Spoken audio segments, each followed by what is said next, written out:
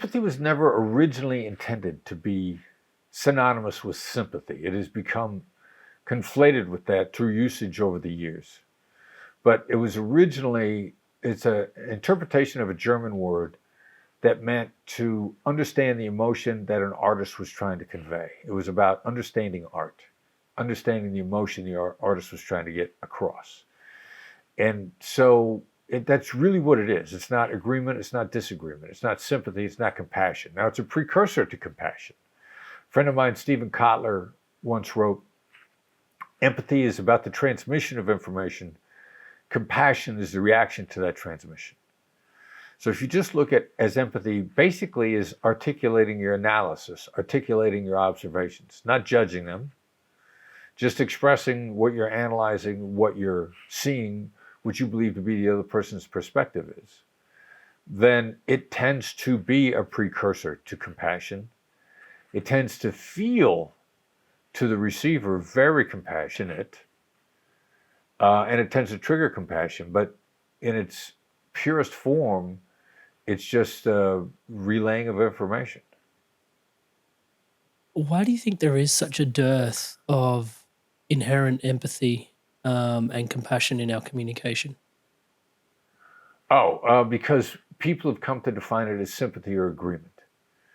And that limits who you can use it with if that's the definition.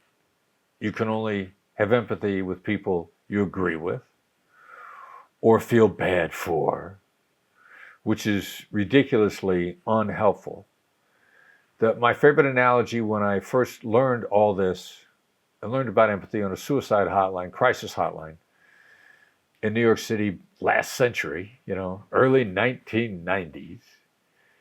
They were drilling in our head that it was not sympathy.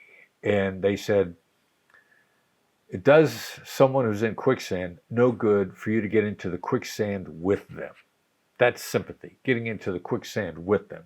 You both die. You don't enable anyone at all to be able to solve their problems with that approach. And that was my original learning in all of this. And it holds true to this day. It's a rock solid principle to this day of great communication. In a world that's becoming more and more polarized, it seems like we're less able to empathize with each other as well. Do you see that in the world at large at the moment? Yeah, I often wonder if the world's really becoming more and more polarized or if the reporting of it is trying to convince us that it is. I Ah, become so much more suspicious of all media reporting these days. I mean, just with the 24-hour news cycle, it has driven the competition for clicks, and so much of it is opinion and analysis. Now, I don't know how much of it wasn't opinion and analysis before. Again, I'm a last century guy. I'm a pre-internet, pre-cell phone, pre-technology dude. And I can remember in my younger days when our information sources were 3 networks on television and newspapers. And I was always told, read about the same story in 3 different newspapers to really figure out what's going on. So I don't think the media has ever been that good at reporting accurately because accuracy is hard and it's boring. And it doesn't, you need a customer grabbing headline. You need clickbait. Before we had clicks, you still needed clickbait. So I don't know how much more divisive the world is. I listen to full interviews these days of people as opposed to what the media reports they're saying and trying to do. Elon Musk. Listen to a full interview of Elon on Lex Friedman's podcast. Elon's been on it a couple times. And you really want to know what he's thinking. Or any podcast, any interview that goes on at length by a skilled interviewer. Lex Friedman happens to be a very skilled interviewer. Some of them are horrible interviewers. Some of them just want to they want to stroke the ego of the person they're interviewing, or they want to show that person how smart they are. But find a format where they've given a long interview so that you can gain a feel for what they're really thinking. And that's a long way around me saying I just don't trust 700 word reporting or 300 word reporting, trying to synopsize what was said and what was meant by being what was said, because the person who's writing it is either trying to be salacious, trying to get clicks, trying to be critical, the short-term stuff that deludes us all. And whether they're on the left or the right, anybody in the media has got the same battle. It's a battle for clicks. It's really interesting to hear you put it that way, because in my mind, what I'm hearing actually is, again, with empathy, you're listening to what's actually going on for individuals rather than just what's being communicated at face value via the media in the zeitgeist. Yes, yeah. The face value stuff is just, maybe they didn't hear it right. Maybe they wrote an original article, a fair article to begin with, and their editor changed the title.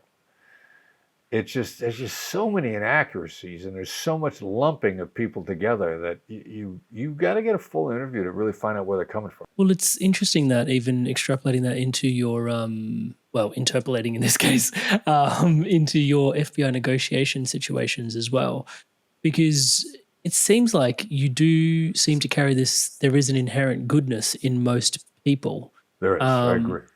Yeah, can you expand upon that? Because you've been in some situations where people are doing some pretty gnarly stuff. Why is it important to recognize that? How do you continue to maintain that awareness when people are doing some pretty gnarly, pardon me, shit, but, Well, is what they're doing because they've been trapped by circumstances. Now, how hard could that be? Well, depending upon what country you grew up in or you're residing in now. Like, if you happen to be born in Haiti these days, there ain't a lot of regular jobs out there.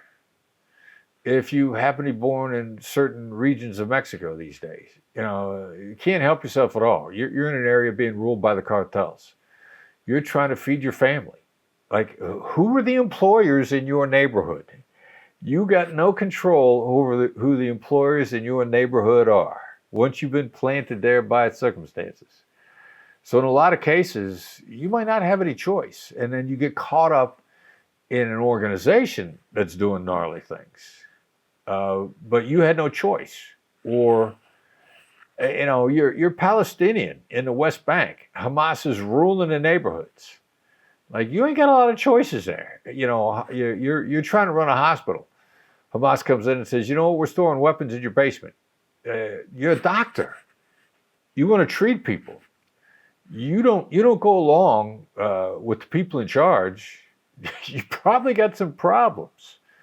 So there are a lot of people, the circumstances that they get caught up in, the tides of history, the tides of their life have planted them in some tough circumstances. And it's, maybe you're willing to sacrifice your life, which is why a lot of these organizations say, now, we're not just going to kill you, we're going to kill your whole family if you don't do what we want you to do.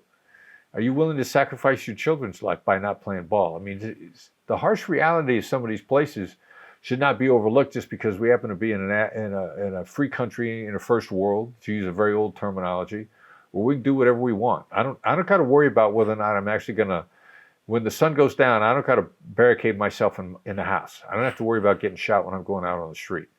If I'm in a neighborhood where I'm a decent human being, but that's a legitimate consideration, I got some tough choices to make. Hey there, Inspired Evolutionary. If you absolutely love this, well then here's a full conversation with this guest on the Inspired Evolution podcast. Check it out now.